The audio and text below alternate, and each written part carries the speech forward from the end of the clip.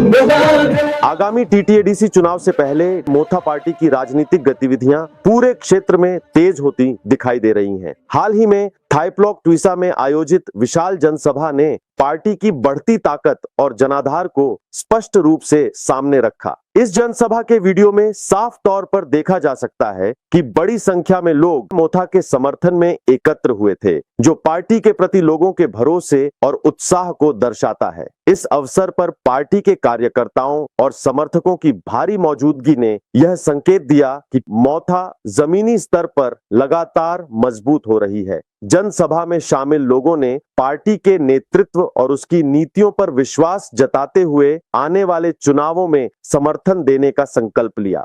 राजनीतिक जानकारों का मानना है कि बुबागरा प्रद्योत के नेतृत्व और मार्गदर्शन में मोथा ने आदिवासी हितों, अधिकारों और विकास के मुद्दों को मजबूती से उठाया है।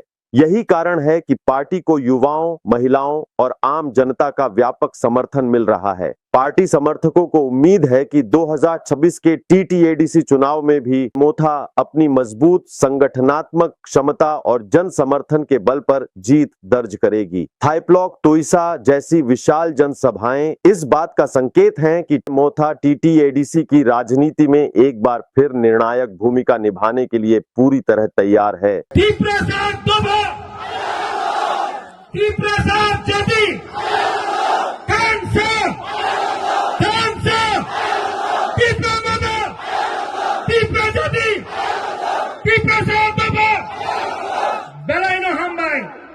And I love you.